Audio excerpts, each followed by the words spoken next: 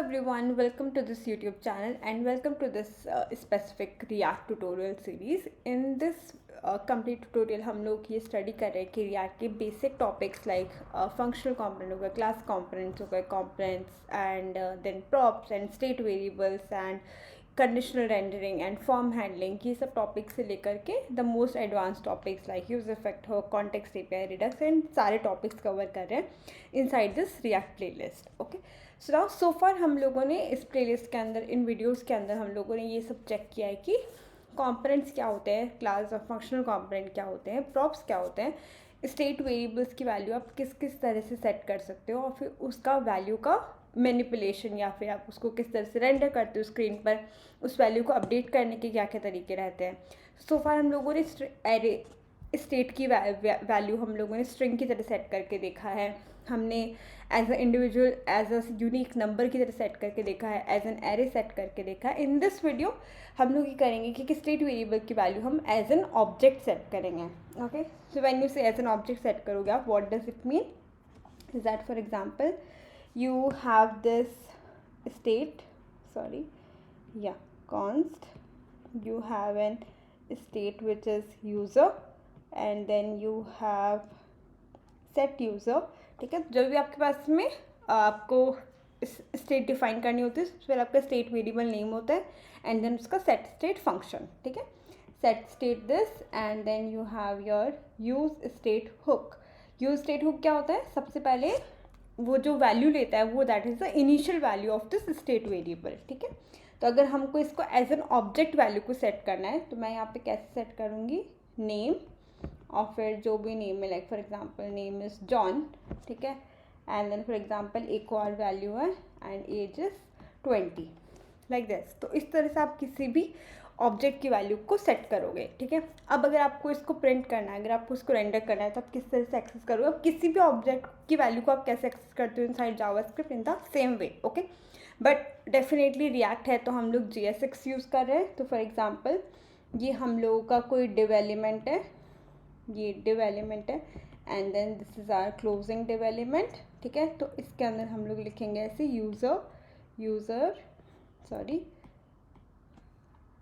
user dot name and then closing brackets. ठीक है, and then again another div you have.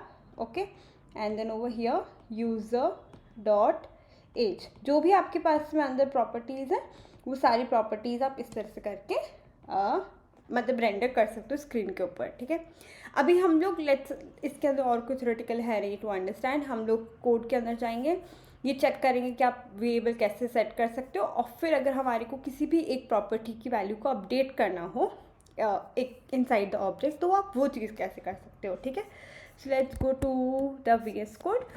हम लोग ने यहाँ पे ये प्रोजेक्ट जो है वो क्रिएट कर रखा by using Vite. Okay, so इसको क्लोज कर लेते हैं. Let's clear your terminal and then we will run the application npm run dev. Okay, so it will run your application at a specific port number. ये आपकी application यहाँ पे run हो रही है 5173. आप यहाँ पे ब्राउज़र में जाओ and then you can open it. Okay, अभी हमारे को यहाँ पे कुछ भी नहीं दिख रहा है, so we'll have to check कि जो आपका फ्लो है उसके अंदर वो कौन सी फाइल को रेंडर कर रहा है. Okay, so first of all source folder के अंदर वी हैव दिस main.jsx. इसके अंदर ये स्टेट एज एरे कोई फाइल को रेंडर कर रहा है. तो एक बार हम लोग चेक कर लेते हैं. So you have this, so there is some error, so yeah. तो अब हम लोग क्या करते हैं, एक नया कॉम्पोनेंट क्रिएट करते हैं, एक न्यू फाइल क्रिएट करते हैं जिसके अंदर हम लोग लिखते हैं इनसाइड द कॉम्पोनेंट्स ओनली. जैसे हम लोगों ने लास्ट वीडियो के अंदर स्टेट एज एरे क्रिएट किया था, now this time will create as state as object dot JSX like this. ठीक है, हमने ये फाइल क्रिएट करी. अब हम लोग इसके अंदर कॉम्पोनेंट क्रिएट करेंगे, import react from react. okay, and then export function state as object. okay, and then you have this functional component defined. यहाँ पे अब हम लोग functional component को define करेंगे, हमारा return function. इस return function के अंदर आप जो भी HTML ऐड करना चाहते हो आप वो आप HTML यहाँ पे ऐड कर सकते हो. ठीक है, फर्स्ट ऑफ ऑल हम लोग एक H1 हेडिंग ऐड करते हैं कि हम लोग क्या कर रहे हैं in today's video. So state value as object, state value as object. ठीक है, अब हम लोग इसको एक्सपोर्ट कर रहे हैं, सिंस ये कंपोनेंट ऑलरेडी एक्सपोर्टेड है तो हम लोग इसको मेन डॉट फाइल के अंदर जा कर के इम्पोर्ट कर लेंगे। Okay, so what we will do, state as object like this, और आपका ये कंपोनेंट यहाँ पे लाइक आपने ये इसको इंपोर्ट कर लिया है और आपने यहाँ पे इसको रेंडर भी कर लिया है। ठीक है, so let's go back to our browser, हम लोग का कंपोनेंट यहाँ पे रेंडर हो रहा है। अब हम लोग नेक्स्ट स्टेप करेंगे कि हम लोग एक स्टेट वेरिएबल क्रिएट करेंगे जिसके अंदर वैल्यू सेट करेंगे। तो अगर आपको कोई भी स्टेट वेरिएबल क्रिएट करना होता है you will have to use state. ठीक है, तो उसके लिए आपको you will have to import the hook, यहाँ पे हुक यहाँ पे इम्पोर्ट किया, then you have const, for example हम यूज़र ही लेते हैं। ठीक है, user and then set user. Okay, इसका वैल्यू हम करेंगे यूज स्टेट, और इसके अंदर जो इनिशियल वैल्यू होगी एरे की जो हम डिफाइन करेंगे that would be like this, कि आपने सबसे पहले नेम डिफाइन किया, नेम प्रॉपर्टी आप एक ऐड करना चाहते हो, for example the name property is John like this. ठीक है, अब आप अनदर प्रॉपर्टी ऐड करना चाहते हो that is age like this, तो आपने नेम ऐड कर दिया एंड देन आपने एज ऐड कर दी। ठीक है, अब हम क्या करेंगे, इस प्रॉपर्टी को प्रिंट करेंगे। ओके, सो वी विल से h2, यहाँ पे हमने बोला name is equals to user dot name. Okay, तो सिंस आप इस HTML के अंदर वापस से जावास्क्रिप्ट को यूज़ कर रहे हो तो इस वजह से आप वापस ही कर्ली ब्रैकेट्स लगाओगे और इसके अंदर आपका जो भी वेरिएबल है उसकी स्टेट वेरिएबल है उसकी वैल्यू को आप एक्सेस करोगे। ठीक है, जिस तरह से हम लोगों ने नेम को किया है वैसे हम एज को भी एक्सेस कर सकते हैं, so user dot age. Okay, so go back to a browser, अभी आपको यहाँ पे अभी दिख जाएगा कि जो भी आपके ऑब्जेक्ट की वैल्यूज़ है that you are able to render that on the screen. ठीक है, तो इस तरह से हम लोगों ने ये चीज़ अंडरस्टैंड कर ली कि किसी भी स्टेट वेरिएबल को आप एज एन ऑब्जेक्ट कैसे क्रिएट कर सकते हो। अनदर थिंग इज़ दैट कि उसको आपको रेंडर किस तरह से करना है।